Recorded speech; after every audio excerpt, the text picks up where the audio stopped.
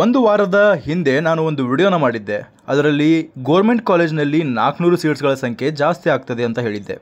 ಆ ವಿಡಿಯೋಗೆ ಕೆಲವೊಬ್ಬರು ಹೇಳ್ತಾ ಇದ್ರು ಇದು ಫೇಕ್ ಕಂಟೆಂಟ್ ಇದೆ, ಇದರಲ್ಲಿ ಯಾವುದು ಸೀಟ್ಗಳು ಜಾಸ್ತಿ ಆಗಲ್ಲ ಅಂತ ಹೇಳ್ತಾ ಇದ್ರು. ಈಗ ನಿಮ್ಮ ಕಣ್ಣು ಮುಂದೆನೇ ಈಗ 400 ಸೀಟ್ ಅಷ್ಟೇ ಅಲ್ಲ, 450 ಸೀಟ್ಗಳ ಸಂಖ್ಯೆ ಜಾಸ್ತಿ ಆಗಿದೆ ಕರ್ನಾಟಕದಲ್ಲಿ. ಆದ್ದರಿಂದ ನಿಮಗೆ ಒಂದು ಐಡಿಯಾ ಸಿಕ್ಕಿರ್ತದೆ ನನ್ನ ಕಂಟೆಂಟ್ ಕರೆಕ್ಟಾಗಿ ಪರಿಶೀಲಿಸಿದಂತಹ ಮ್ಯಾಟರ್ ಆಗಿರ್ತದೆ, ಎಲ್ಲವೂ ಕೂಡ ಅಕ್ಯುರೇಟ್ ಆಗಿರ್ತದೆ. ಈಗಲೂ ಕೂಡ ಕರ್ನಾಟಕದಲ್ಲಿರುವಂತಹ ಪ್ರೈವೇಟ್ ಕಾಲೇಜಿನಲ್ಲಿ ಎಷ್ಟು ಸೀಟ್ಗಳ ಸಂಖ್ಯೆ ಜಾಸ್ತಿ ಆಗ್ಬೋದು ಎಂಬುದನ್ನು ನಾನು ವಿಡಿಯೋ ಮಾಡ್ತಾ ಇದ್ದೇನೆ. ಈ ವಿಡಿಯೋನ ಮಾಡೋದಕ್ಕಿಂತ ಮುಂಚೆ ನಾನು ಆ ಕಾಲೇಜಿಗೆ ಖುದ್ದಾಗಿ ಕಾಲ್ ಮಾಡಿ ಆ ಕಾಲೇಜಿಗೆ ಲೆಟರ್ ಆಫ್ ಪರ್ಮಿಷನ್ ಬಂದಿದೆಯೋ ಇಲ್ಲವೋ ಅನ್ನೋದನ್ನು ಕನ್ಫರ್ಮ್ ಮಾಡಿಕೊಂಡು ಎಲ್ಲವನ್ನ ಪರಿಶೀಲಿಸಿಕೊಂಡು ವಿಡಿಯೋನ ಮಾಡ್ತಾ ಇದ್ದೇನೆ. ಆದರೆ ಎಷ್ಟರ ಮಟ್ಟಿಗೆ ಈ ಒಂದು ಕಾಲೇಜ್ಗಳಲ್ಲಿ ಸೀಟ್ಗಳ ಸಂಖ್ಯೆ ಜಾಸ್ತಿ ಆಗ್ತದೆ ಎಂಬುದನ್ನು ಕಾದು ನೋಡಬೇಕಾಗಿದೆ. ಆದರೆ ನಿಮಗೊಂದು ಮ್ಯಾಟರ್ ಗೊತ್ತಿರಲಿ, 6 ಲಕ್ಷ ಫೀಸ್ ಹೊಂದಿರುವಂತಹ KLE ಕಾಲೇಜ್ ಹುಬ್ಳಿ ಅಂದರೆ JGM ಕಾಲೇಜ್ ಹುಬ್ಳಿ ಇದೆಯಲ್ಲ, ಅಲ್ಲಿ 50 ಸೀಟ್ಗಳನ್ನು ಜಾಸ್ತಿ ಮಾಡಿದ್ದಾರೆ MCC ಅವರು. MCCಯ ಸೆಕೆಂಡ್ ರೌಂಡ್ನ ಸೀಟ್ ಮ್ಯಾಟ್ರಿಕ್ಸಲ್ಲಿ ಕೂಡ JGM ಹುಬ್ಳಿ ಕಾಲೇಜ್ನಲ್ಲಿ 50 ಸೀಟ್ಗಳನ್ನು ಜಾಸ್ತಿ ಮಾಡಿದ್ದೇವೆ ಅಂತ ಹೇಳಿದ್ದಾರೆ. ಪ್ರಸನ್ನ ಅವರು ಕೂಡ ಹೇಳಿದ್ದಾರೆ, ಈ 50 ಸೀಟ್ಗಳ ಬಗ್ಗೆ ನಮಗೆ ಇನ್ನೂ ಕೂಡ ಮಾಹಿತಿ ಬಂದಿಲ್ಲ, ಮಾಹಿತಿ ಬಂದ ತಕ್ಷಣ ನಮಗೆ ಸೀಟ್ ಮ್ಯಾಟ್ರಿಕ್ಸಲ್ಲಿ ಇನ್ಕ್ಲೂಡ್ ಮಾಡ್ತೇವೆ ಅಂತ ಹೇಳಿದ್ದಾರೆ. ಆ ಕಾಲೇಜನ್ನು ಸೈಡಿಗಿಟ್ಟು ಅದಕ್ಕಿಂತ ಹೊರತುಪಡಿಸಿರುವಂತಹ ಕೆಲವೊಂದು ಕಾಲೇಜಸ್ಗಳಿದ್ದಾವೆ. ಎಕ್ಸಾಂಪಲ್ ಆಗಿ ಹೇಳಬೇಕಂದ್ರೆ ಲಾಸ್ಟ್ ಇಯರ್ ಕನ್ಸ್ಟ್ರಕ್ಟ್ ಆಗಿರುವಂತಹ PS ಕಾಲೇಜ್, ಅದೇ ರೀತಿ BGS ಕಾಲೇಜ್, ಈ ಎರಡೂ ಕಾಲೇಜ್ಗಳಲ್ಲಿ ಈ ವರ್ಷ ಸೀಟ್ಗಳಿಗೆ ಇನ್ಕ್ರೀಸ್ ಮಾಡಬೇಕು ಅನ್ನೋದನ್ನು NMCಗೆ ಪರ್ಮಿಷನನ್ನು ಕೇಳಿದ್ವು. ಅದಕ್ಕೆ ಪರ್ಮಿಷನ್ ಕೂಡ ಕೊಟ್ಟಿದೆ.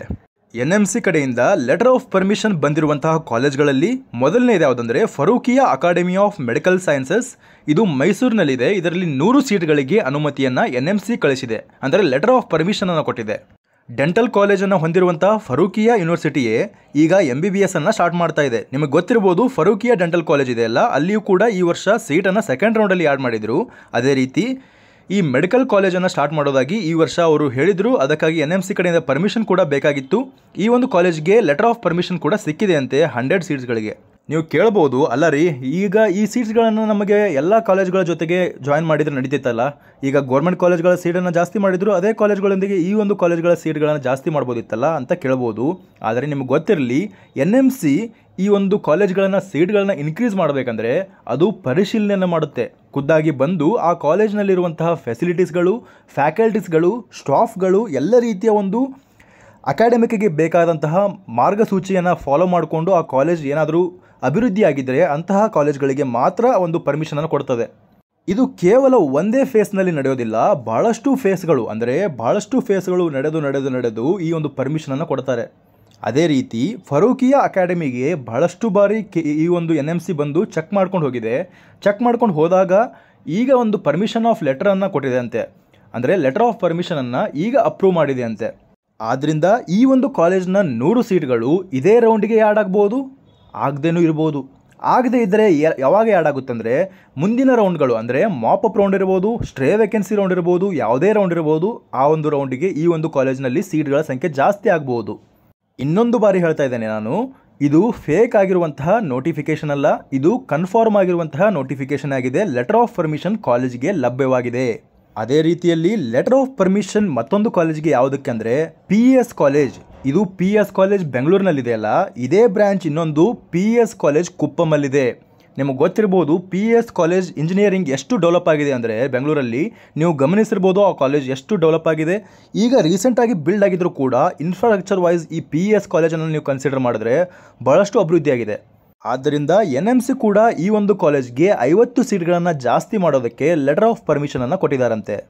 ಅದೇ ರೀತಿ BGS ಕಾಲೇಜ್ ನೆಲಮಂಗಲ, ಈ ಒಂದು ಕಾಲೇಜ್ ಇದೆ ನೋಡಿ, ಇದು ಕೂಡ ಪ್ರೈವೇಟ್ ಯೂನಿವರ್ಸಿಟಿ. PS ಕಾಲೇಜ್ ಕೂಡ ಪ್ರೈವೇಟ್ ಯೂನಿವರ್ಸಿಟಿ. ಈ ನೆಲಮಂಗಲದಲ್ಲಿರುವಂತಹ BGS ಕಾಲೇಜ್ BGS ಗ್ಲೋಬಲ್ಗಿಂತ ಬಹಳಷ್ಟು ವಿಭಿನ್ನವಾಗಿದೆ. ಅಂದರೆ BGS ಗ್ಲೋಬಲ್ ಅಂದರೆ ಅದು RGHS ಅಲ್ಲಿ ಬರುವಂತಹ ಒಂದು ಕಾಲೇಜು. BGS ನಾರ್ಮಲ್ BGS ಅಂದರೆ ಇದು ಆದಿಚುಂಚನಗಿರಿ ಯೂನಿವರ್ಸಿಟಿಯಲ್ಲಿ ಬರುವಂತಹ ಕಾಲೇಜು.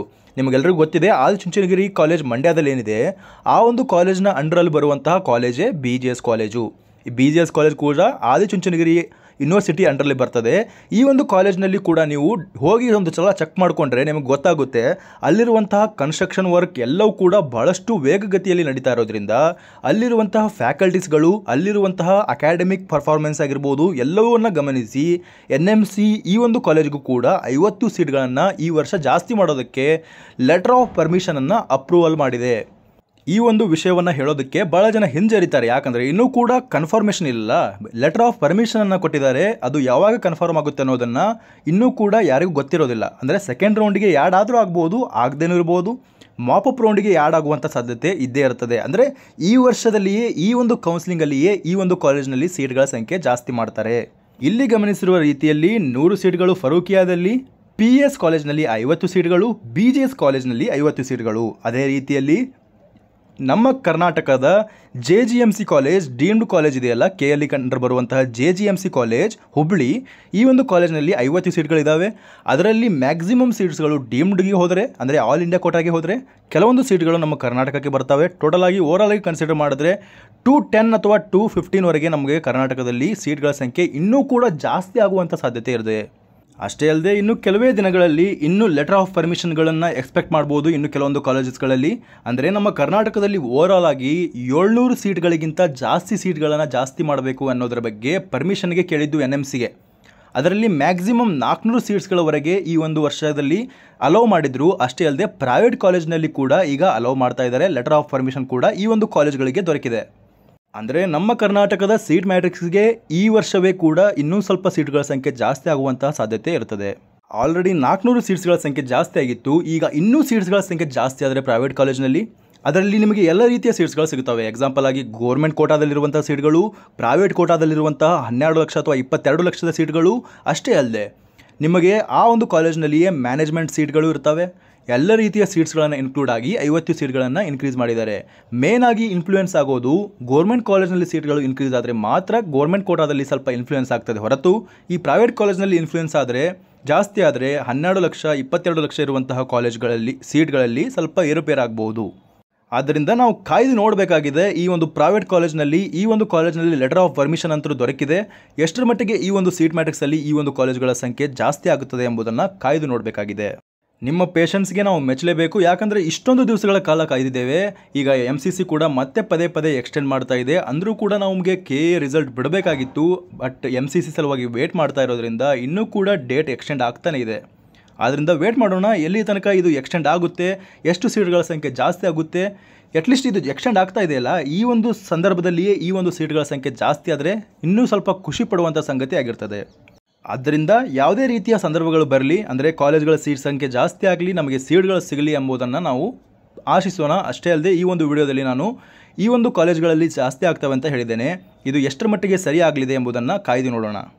ಇದಿಷ್ಟಾಗಿತ್ತು ಈವರೆಗಿನ ಮಾಹಿತಿ. ಈ ಮಾಹಿತಿ ನಿಮಗೆ ಇಷ್ಟವಾಗಿದ್ದರೆ ಚಾನಲನ್ನು ಸಬ್ಸ್ಕ್ರೈಬ್ ಮಾಡಿಕೊಳ್ಳಿ, ಹಾಗೆ ನಿಮ್ಮ ಫ್ರೆಂಡ್ಸ್ಗಳಿಗೂ ಈ ವಿಷಯವನ್ನು ಶೇರ್ ಮಾಡಿ. ಧನ್ಯವಾದಗಳು.